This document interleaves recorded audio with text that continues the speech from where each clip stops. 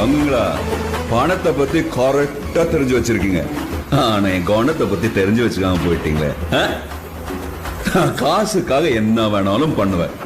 ஆனா தன்மானத்துக்கு ஒரு தகராறுனா தலையே போனாலும். ஏய், நாங்க மொத்தம் 20 பேரு. நீ வத்த ஆளு அடிக்கிறதுக்குன்னு ஒரு பிளான் இருக்கணும். தமாசு தமாசு அடிக்கிறதாண்டா பிளானு.